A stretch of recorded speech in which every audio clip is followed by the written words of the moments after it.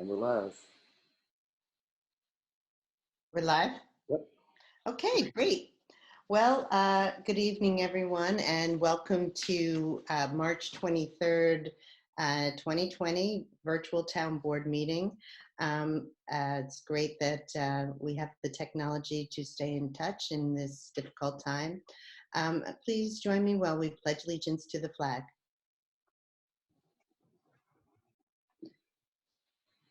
I pledge allegiance to the flag of the United States of America and to the republic for which it stands, one nation, under God, indivisible, with liberty and justice for all. Okay, may I have a motion to adopt the minutes of March 6th? I make a motion? And a second? And all in favor? Aye. Aye. Okay, I'll just begin our meeting with a short discussion and update on COVID-19. Of course, that's the reason that we're holding our meetings, this town board meeting virtually. We are complying with the governor's orders to stay home, to stay out of public places, to limit gatherings during this very explosively, potential public health crisis. I want to first off thank Councilman Neil Krupnick for putting a lot of work into this meeting, so that we can keep the operations of our town running smoothly, but yet not subjecting our people, our employees to any unnecessary risks. So that's why we are conducting the meeting this way, and with any luck at all, this may be the only time we have to do it. But in the event that's not the case, we are prepared. So just as a quick COVID-19 update, and I'm sure people are keeping themselves apprised of the situation, but we have been having twice weekly and sometimes more calls with our county executive and Dutchess County Emergency Response, Dutchess County Department of Community and Behavioral Health, and the mayors and supervisors of the county. And the calls have been great. They're very informative. And I can assure you that your county government is working really hard to make sure that we have all the mechanisms in place to support our people. So essentially, there are positive COVID cases in every municipality in the county. There are 78 positive cases as of now, with 257 people in quarantine. There are testing sites available at 2 locations. That would be Tech City in the town of Ulster and Dutchess Stadium in Fishkill. And Councilman Krupnick is putting the information up on the screen that will allow you to understand the protocol if you suspect you may have COVID-19. So the first thing you would do is call your doctor's office and have a consultation and a screening based on your symptoms and other information you provided.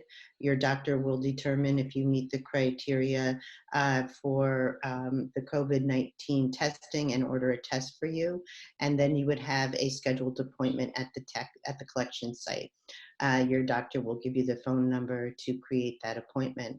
One of the questions that was asked at our county meeting today was, will my private physician have access to those tests? And the county executive indicated that that's not likely, though they do have some in their possession. It seems that most people will be directed to the official testing sites. So, of course, everyone has heard the most important thing to do is to stay home, practice social distancing when you are in a situation where you are encountering other people, and of course, washing your hands and taking other precautions to assure that when you're out at places like Stop and Shop, that you do not contract the virus. And that includes using wipes or alcohol to keep those surfaces clean. So as far as our Hyde Park policies and what we've done to adapt to this situation is that we have closed town hall to the public, and that was a difficult decision because we do take very seriously the operations of our town and being able to provide to our public easy access. But so what we have done is create a list which you can access on the website or the Facebook page where you will either you will be able to contact all town employees either by leaving a message at the phone number and extension, or by calling the town issued cell phone that they have been provided with. So those numbers are up on the screen and are important for everyone to be able to access the information that they need. And, you know, again, we're striking a balance between providing the services that people expect from their government, even in a time of crisis, and keeping our people safe. So I think we've done a good job, and just want to give a shout out to all the town employees and the department heads who've been so conscientious and so eager to help. And it's really a wonderful team that we have in Hyde Park. And I think it's really going to make the difference as time moves on. So again, emails, phone numbers for town hall staff. Town hall is closed. My very dutiful secretary at 6:30 a.m. on Saturday morning had located a drop box for us that will be delivered this week that will enable documents to be left and returned without any face-to-face contact. So thank you to Caroline for that. And we should have that later on this week and get that up and running. So that will be an improvement that we're eager to implement. So parks, there's been lots of questions about our parks, and they remain open for trails and for playing in the open space or walking in the open space. But we did choose to close the playgrounds because of the possibility of transmission of COVID-19. So that again was a difficult decision, but we all felt that was important. So moving on to, you know, what is it that the county is doing in the town to assist the community? Our Councilman Krupnik has sent a variety of emails to people asking for volunteers. And Neil, would you like to give an update on that, on those efforts? Yeah, I'll just start a little bit with the town website, which is Hyde Park ny.us, and it's just a great resource for updates and also for us to be able to communicate back and forth between the town board and the community. As far as if you look on the website here, I'm hoping everybody can see it. We do have this link for the coronavirus update, and there's a lot of really good information on there in terms of things that you can do, where you can go resource-wise. The Dutchess County website is an excellent resource. You can sign up for email updates at the Dutchess County website, and they constantly are updating it. So it's a really crucial site, and they've been doing a great job. On our own site, I've emphasized this a lot about people signing up for notifications, and it might not be as clear to people how to do it as I would like, and it's really just a system that we have to use in order to do it. So to sign up for notifications, you would go over here right when you get onto the home page. It says sign up for notifications, and hopefully it will go to the next page, and you'd fill out your email address, and then there's a list of a number of things that you can get updates on. And the ones that are really important, especially at this time right now, are the community alerts, which is what will happen in case there's an emergency. And then down by newsflash, as you scroll down, you'll see public notices. And that's where almost all the important updates and not just for the coronavirus, actually things that are going around town. So I'm hoping that people sign up for this on a regular basis, and they'll know about things like Family Fun Day, and they'll know about when garbage collection is being installed, or whatever it might be, whatever the update might be. It's very important. So you would basically just click, I don't have an email address in there, but you would click the one that you want, and then basically you'll get an email just to verify that you are who you are. And so if it's not simple to you, if you don't understand, please contact me. My email is nkrupnick@hydeparkny.us, and everything is, of course, on our website in terms of how to contact people. Aileen, was there something else that Well, just how do people sign up to volunteer? Thank you. So if you go to our update and you scroll down, and there's obviously so much information just on this update. You'll scroll down and it says looking for volunteers. You click volunteer, and there's a form that you can fill out.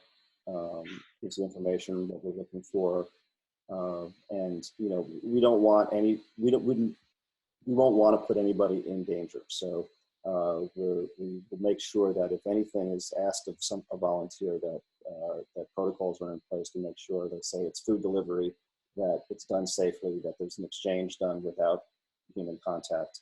And then so the form is there, it's simple to fill out. If you just want to say answer phones, you can do that. So if you're really concerned about any kind of physical contact with somebody, and it'll just ask you what you're willing to do, when you're available, any additional notes, any additional skills you might have. And it's, once you fill it out, you just hit submit. And we already have about a list of 25 volunteers, and it just keeps growing on a daily basis, which is just a great sign to see that people are out there and want to help. That's great. Yes, thanks, Neil. So, we've been talking for the last 10 days or so about the best ways that we can help the community.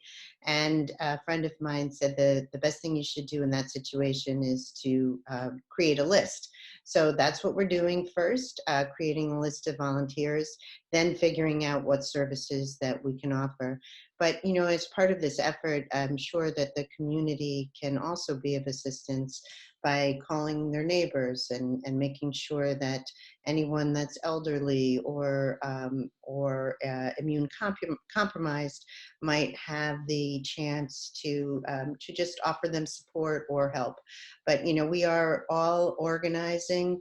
The mayors and supervisors are learning from each other on what the best methods are to assist our community, and the county is also providing guidance. They have moved from what they've called a containment model to more of a service model, focusing on helping residents in need. And as of tomorrow, they will have a hotline up and running for people to call, and they'll get to talk with someone who can help assess what they need. They are at this time directing a lot of their efforts to established food banks and assistance that way. And so their phase one rollout of this hotline is they're working directly with Dutchess Outreach and Dutchess Community Action to provide food. And the first phase will be locations where individuals can pick up food, but they do hope to have a phase two where there's a coordination for delivery for those in need. So that's, I think, I don't know if anyone else has. Ken, do you have any additional information or anything you'd like to share on that? No, I think you covered it all. And Neil, thank you again. An amazing job here. Yeah.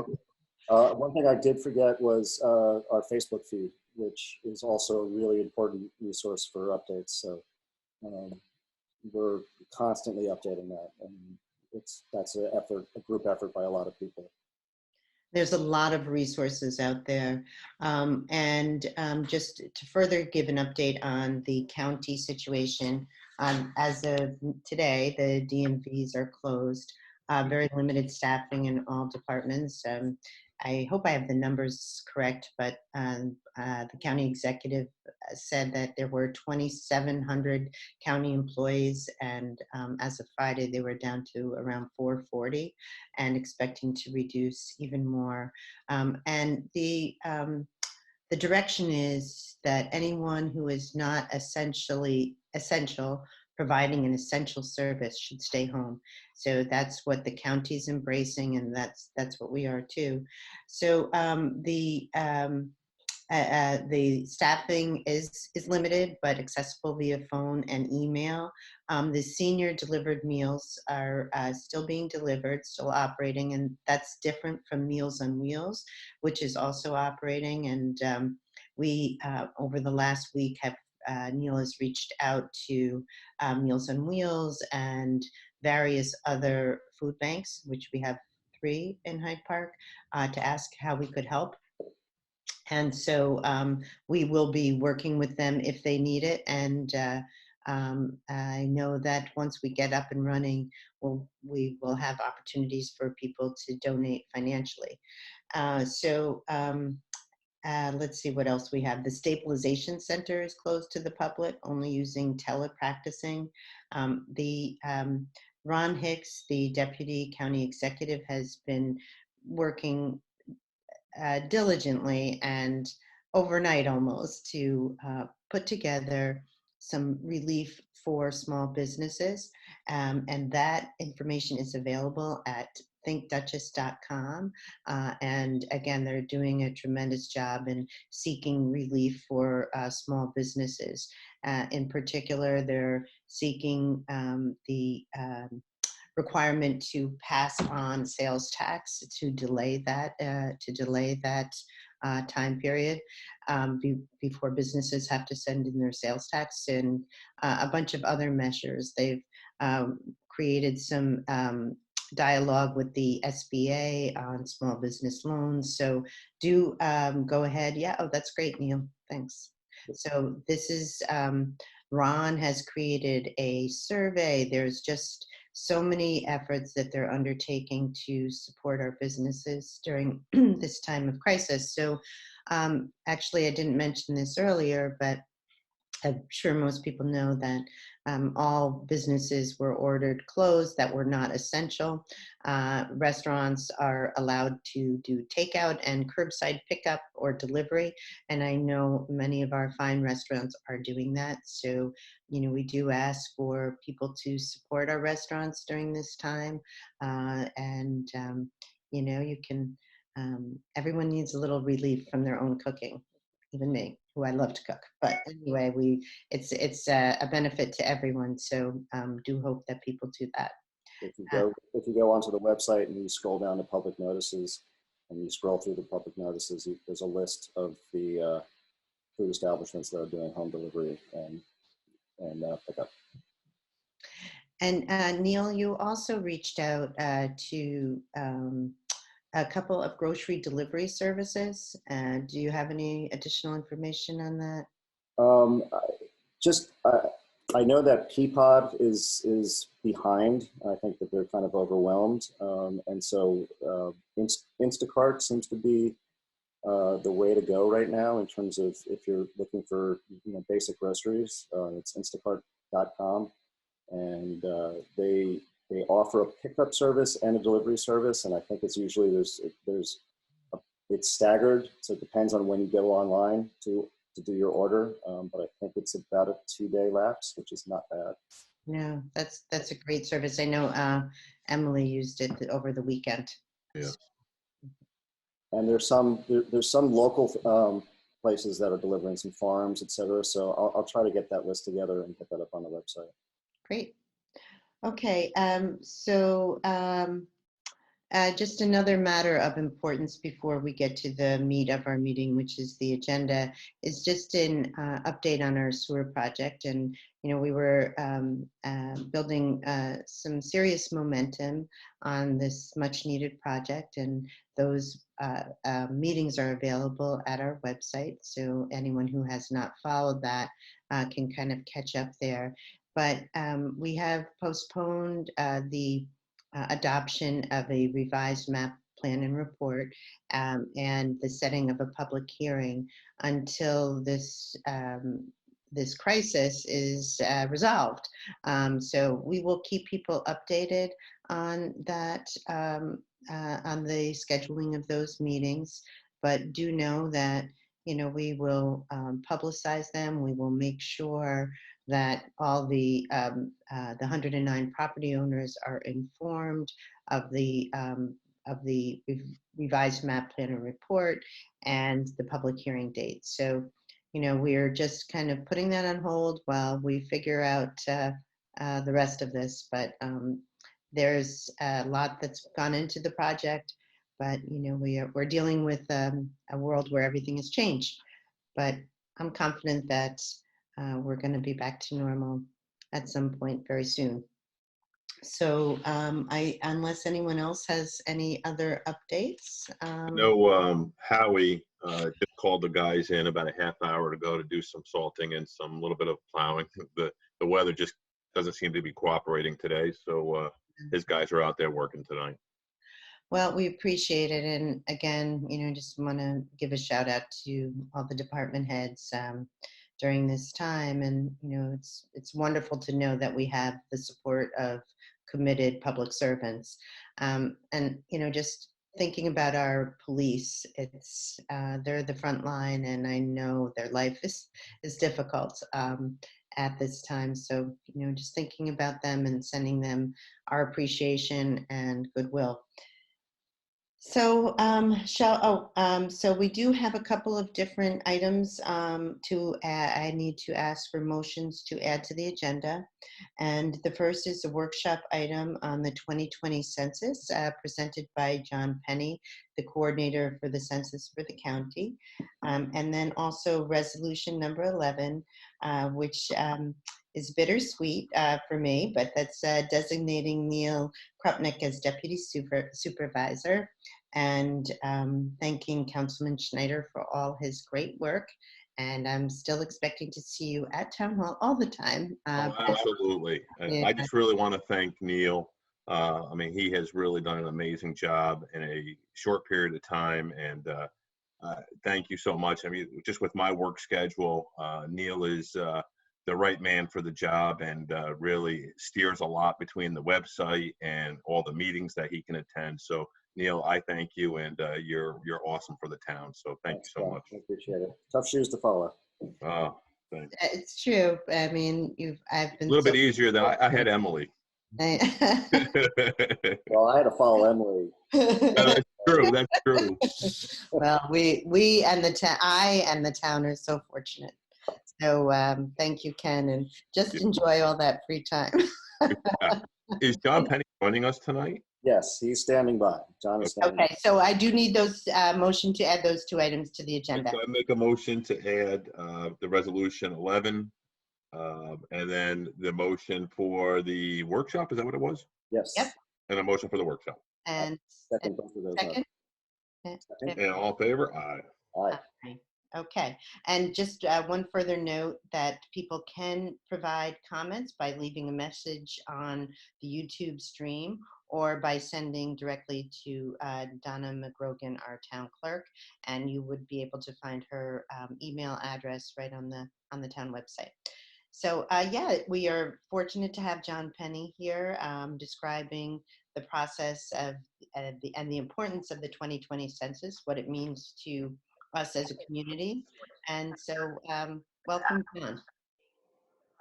John, are you there? You got me? You got me? Yeah. I had to shut you off of YouTube. I had the YouTube going. I don't think I needed both, so probably was going to cause confusion. Were we looking okay on YouTube? That's right. Okay, well, welcome, John Penny. How are you? Good. Well, John, you'll be happy to know I already did my census online for you. I was going to ask that. I was going to take a, let me see if I can line myself up a little better here. There we go. Yeah, I was going to ask you all if you had done that, so that's great. I received mine in the mail. It looks just like this for those of you who are wondering what they look like. Excellent. I have not done it yet. I was waiting for the workshop. It takes Okay, five, sounds takes good. 5 minutes. It was Nice and easy. It is. The online process for people who can do it is a great process. Indeed. Okay, so do tell. So Neil, you're going to put up the slides. Oh, hold on here.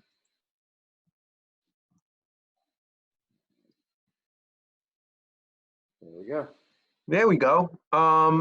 So this is our first slide, and basically, I have to say I've done this presentation a lot of times, and the municipalities across the county are set up differently, and some have more high tech, some are very low tech, but this is new, and you guys are. This is the first time I'm doing it this way, so we'll give it a shot. Basically, I should introduce myself. I'm John Penny. I'm the chair of what we call the Dutchess County Complete Count Committee. We've been charged by the county executive and the planning department to raise awareness about the importance of people filling out the 2020 census. We do this every 10 years in this country. There's a couple of very good reasons to do it. For one thing, it's mandated in the Constitution that we do it every 10 years.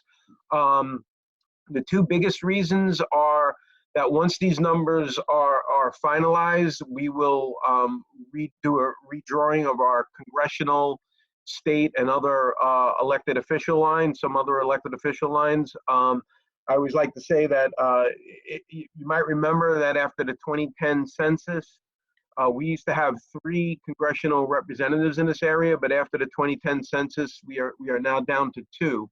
And I'd like to always say that, I basically could stop there, I think, in terms of explaining how important this is to everyone. But if that doesn't convince you, we're going to go to the next slide. Hold on, sorry. Sure, that's okay. There you go. And money is on the line, big money. A matter of fact, $675 billion are at stake. It involves about 132 programs, everything from highway to housing money, to the Supplemental Nutrition Assistance Program, SNAP, which is getting a lot of attention right at this particular moment, and rightly so, to something that's near and dear to the municipal hearts, which is the Community Development Block Grants. So when you go to do a grant for, say, to try to get sidewalk repairs or to do a playground, census information inevitably is used in that grant writing. In terms of how many people are you serving. And basically what it comes down to is this: if your community is undercounted, you will get hurt. And so that's the big message that we try to send, that to get people to understand why it's important to fill this out. So we'll go to the next slide. And this basically says that 95% of us, the overwhelming amount of us, will receive a census invitation in the mail. And quite frankly, everyone should have received the first mailing already. The census is, even before the coronavirus, the census was trying desperately hard to get people to fill this out online. Quite frankly, it was going to be the most efficient, it was going to be the most cost-effective way of doing it. And it's never been done to this level before. So there was they pinned a lot of hopes on that, quite frankly. And now with the coronavirus and everyone being at home, there's a good, more reasons for people to take the time and do it that way. So that's the hope. So we'll go to the next one. This explains how the rest of the country will get the census. The census will actually be dropped off at their house. In some cases, it's because they have a P.O. box, or they're in a natural disaster area, or some other for some other reason, like they're in a very remote part of the country, like Alaska and northern Maine. To some degree, some people in Alaska and northern Maine, their census has already been dropped off. I do need to tell you, when we go through this PowerPoint, that things actually changed as today to some degree, and some of the deadlines are getting moved. They may get moved again, so I'll walk you through that as we go through this. But the headline is that the census has been extended, basically. So we'll go to the next one. This gives you the time frame of when people are getting invitations in the mail. This really hasn't changed much from what I could ascertain looking at it today. What's really going to get affected is when the field workers are going to really be able to get out in earnest, and they have basically moved everything back a month. But obviously we're all living in these new times, and we'll see if that happens. But one thing about the census is that it's very persistent. It's not going to take no for an answer, and rightly so. We need to get everyone accounted for, so that's why you get so many mailers, unless you fill it out and then they stop eventually. So we'll go to the next one. This is a very important slide. It explains that the census is totally confidential. The census, in fact, is basically, the U.S. Bureau is basically a one-way street. What I mean by that is it could ask for information from other agencies, but it cannot divulge information to other agencies. So the Justice Department, ICE, which has been a big concern for particularly our Latino population, they cannot get information from the census. The census will release the raw data. The census will release the numbers, but it will not release any personal information. If someone is found in violation of that, they face a $250,000 fine and 5 years in prison. So we'll go to the next slide. This basically shows you who's likely to fill out the form and who isn't. And again, the headline here is that the younger you are, the least you're likely to fill out this form, pretty much like you're least likely you are to do social distancing these days, I guess. But in all seriousness, it really shows that the older population is more inclined to fill this out. So go to the next one.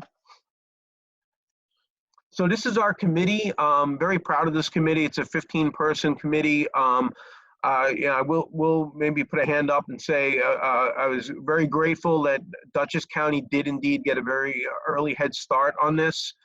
We've been up and running since July. There's 30 municipalities in Dutchess County, or yeah, that's right, and or 30 places that I've been visiting, and I'm on, I think, 27 or 28. We've been making rounds that way. We've also been going to a lot of community days.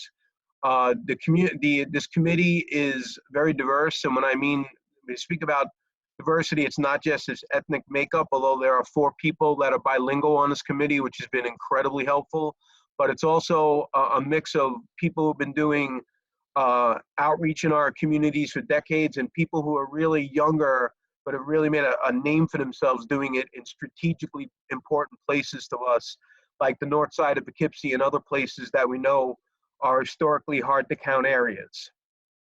So go to my last slide. And that shows you how to reach us. And complete count at dutchessny.gov is the email address. I do want to add something that I haven't had on the PowerPoint because, quite frankly, this just opened up. But the website for the census, because it just went live last week, is my20census.gov.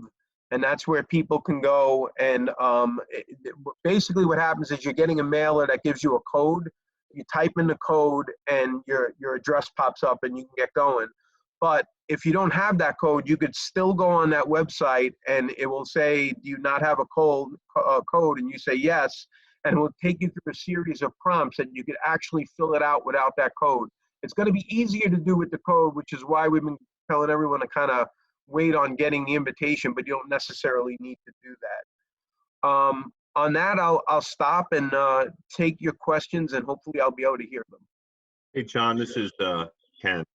Just a question for you. If you have a student that's in college, now, of course, pretty much everyone's home, but if they're not living in your residence for, say, 6-7 months because they're away at college, does the census want them to still be residing in the household here, or would they be doing that up at wherever they are in college? Yeah, it was that they were supposed to be doing it up on college, and the way that would work was if they're living on campus, the college basically essentially counts them. But if you're living off campus, big thing to know is that the census tracks by address. Okay. And so they would have been getting a mailer at their address if they were living, say, off campus. Thank you. Ken, how long did it take you to fill out online? 5, 6, 10, no more than 10 minutes, but I would say 5 minutes. That was it. It was quick.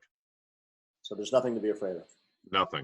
There really is. You give out more information filling out a credit card than you do the census. It doesn't ask you for your social security number. It doesn't ask you for a lot of information at all. There used to be a long form, and this is all basically the short form. What they really want is your name, the age, and essentially how many people are living in your house. We know things through parcel access and through the 911 system. We know basically where the structures are, but we don't know how many people are living in them, or whether a house has been divided into 2 apartments in some cases. We basically have the structure information. We need to now fill in the details about who's in those structures. One item that you didn't mention, John, when you talked about what the census contributes to, is the distribution of federal highway funds. And that's something that is so important to our community. Of course, there are all the other recipients are important, but that is something that we really rely on in Hyde. Yeah. Yeah. If I didn't say it, I usually say highway and housing, but Yeah, that just yeah. And I believe also fire departments do receive some benefit from a number of people. Yeah, basically what it comes down to is almost any grant writing, and this is why nonprofits are taking this very seriously, and they're very aggressive campaigns within the nonprofit community to message this, to make sure people are filling out the census. Yeah, and we have been the recipient almost every year of community development block grants. Yes. And Right. I'm so glad you mentioned that, and they really do benefit everyone. So that's great. So John, just to clarify, if for some reason someone did not receive a form, would they still be able to register through that website? Yes, like I said, it prompts, it asks first, basically where do you live, what state you live, I think it asks, and then actually it asks if you're a citizen, but it's okay if you're, basically where it's getting at is that you live here, you live in the United States, Right. not whether you're an actual citizen. That prompts you to, I believe you're asking about your address. So you could do it without the code, yes. And the important thing to know is that there are people that we know that are not going to be able to fill this out online. You can fill it out over the phone and through the mail. The initial mailing is really trying to get you to do it online. They'll eventually send you the form after a while if you're not responding other ways, or if you request it at some point. And then the last phase of this, which really, quite frankly, has been upended, is the field workers getting out. And so now we're going to have to wait on what the guidelines are going to be there. Basically what they've done, because there's all these different stages to this, the easiest way to explain is they basically pushed everything out either 2 weeks or a month, depending on what the stage was. That's the way I read what I was able to read today, because it all happened today. So John, when someone goes on the website and they don't have the letter that was mailed, because I know when I received my letter, there was a special code that I used, and it pulled up my address immediately. Right. So when they put in their address, is that when that code pops up for them, or? No, you don't. They don't use a code. What happens is that says when you did it, when I did it, it said fill in your code. You filled in your code, your address came up, right? Right. Okay. Under that, you didn't see it because you didn't need it. There's another link that says if you don't have your code, click here. And then it prompts you through a series of questions to get you to the form. Okay, great. And I know people that have done it that way, so I know it works. Okay, great. Okay, well, John, thank you so much. This was great information, and I think that it will be very well received through this medium. People were really able to get the details, and we're appreciative. Sure, and I know you're gonna, I believe, put the information up on a website if you don't have it anyway, and they can certainly reach out to me. Email's the easiest way for me to keep track of it all and get back to them, but we're here to help, so. Good. Okay, well, thanks again, and take care, Sure. John. Take care. Okay. Thank you, John. Stay safe. Well, yeah. Thanks. Bye. Okay, so. This might be good for Teresa to get this information out to the seniors. It'd be something for them that they could do at home. Yeah, good idea. Well, actually mentioning that, our rec leader, Teresa Gasparini, has created a whole bunch of different features for the seniors Yep. because we had closed the senior center fairly early. So they're available on our website too, right, Neil? And I'm working on it. Hold on. Come on, Neil, get with it. Yeah. Yep. Where was that? Senior activities. So under under the Parks and Recreation Department, on the left side, you'll see senior activities. And Teresa's just done some amazing stuff here. So she's come up with some great ideas. She's told me today she's working on a video for her exercise class. Yep. And of course, she tried to upload them, and since it had actual real music on it, there was copyright issues with YouTube. Come on, give us a break. I'm really She's trying to help people. But then she has all these different activities you could do at home, virtual tours of national parks, virtual tours of museums. You can tour Disney World. That's a good thing also for young people, I guess. If you want to, if parents want to expose their children to that, and just say, that's it, there's your Disney World. yeah. There's your experience. Yes, you can visit zoos. There's local history links, and then she even found some interactive riddles and puzzles that you can work on. So Teresa just did a fantastic job putting this together really quickly too. That's great. And she'll continually update this. Great. Okay, so I think we are ready to move into our resolutions. Yes. No, wait, did I open the public hearings? No, I did not. Okay, so we do have 2 public hearings on the agenda, and our intent is to adjourn those, but may I have a motion to open the first public hearing? I'll make a motion. Second. Second, and I don't actually have the note in front of me, but it is, I believe, Donna, do you have that? Yes. Which one was the public hearing, the first public hearing? The town core. Town Court. Okay. So I'm not going to say it again, but we've been working on this for a while. But so why not adjourn it to our April 6th meeting? May I have a motion to do that? Make a motion. And a second? Okay. And all in favor? Aye. Aye. Okay. And then we have a second public hearing. And that is this new local law. No, sorry, Yep. that's not. No, sorry, excuse me. What's the second one on? I don't have. Local law amending the town of Hyde Park code to amend the schedule of regulations, section 108. For the 2-family dwelling. Dwellings, yes. Okay. So the update on that is that we intend to fold that into the town core. So, but we do need to keep that public hearing open till we finalize that. So may I have a motion to open that public hearing? I'll make a motion. And a second? And all in favor? Aye. Aye. And again, just a motion to adjourn it to April 6th. I make a motion. And a second?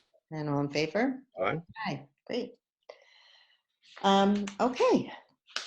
So Attenders? we should go on to our resolutions. Yes. There we go. Resolution 323-1 of 2020. Resolution authorizing the Town of Hyde Park Town Supervisor to execute a contract with Delaware Engineering for work related to the creation of the Central Sewer District for the Town of Hyde Park and for assistance with public hearings in regards to the formation of said district along with other related services. Second. And all in favor? Aye. Resolution 323-2 of 2019, resolution authorizing the town of Hyde Park Town Board to accept a proposal of Lankard Enterprise Incorporated, aka Dirty Gloves, to clean and remove items on the property at 7 South Cross Road, parcel tax ID number 6066-02-928772, in order to bring the property into compliance with the standards of Chapter 84 of the Town Code as specified in Resolution 1021-8 of 2019. Second. All in favor? Aye. Aye. Resolution 323-3 of 2020. resolution authorizing the Town of Hyde Park Town Clerk and Town Engineer to solicit bids for the Hyde Park Recreation Dinsmore Park Improvement Project. Second. All in favor? Aye. Aye. And that was just a fine example of what a community block grant can do for us. Yeah, that's right.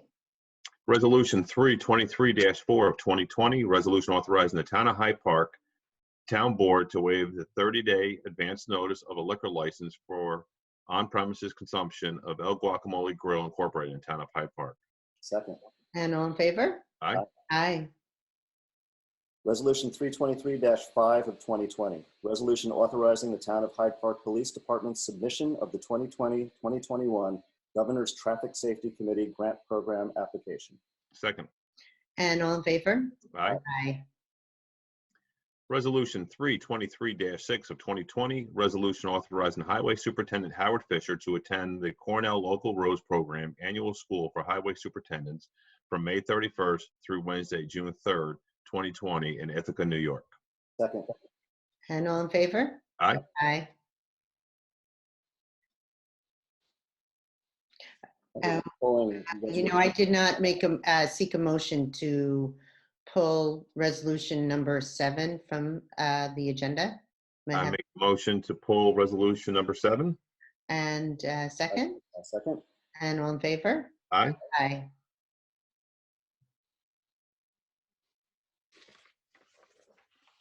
Resolution I'm sorry, it's you, Neil, I'm sorry. Resolution 323-8 of 2020, resolution authorizing the Town of Hyde Park Town Board to approve the rates and tariff of the TR Sewage Works Corporation under the Transportation Corporation Law of the State of New York for the Belfield project in the Town of Hyde Park. Second. And we'll need a roll call on that, please, Donna. Councilman Krupnik, Aye. Councilman Schneider. Aye. Supervisor Rohr. Aye. Donna, can you just email to me tomorrow the resolution fully executed? Absolutely. Resolution 323-9 of 2020, resolution authorizing the Town of Hyde Park Town Board to approve vacation carryover for the Town of Hyde Park Recreation Groundskeeper Cleaner Carl Wagner. Second. And all in favor? Aye. Aye. Resolution 323-10 of 2020, resolution authorizing the town supervisor to execute the Crisis Intervention Shared Services Extension Agreement among the County of Dutchess, the Town of Hyde Park, and other municipalities for the DCCIT training and beat patrols within Dutchess County. Second.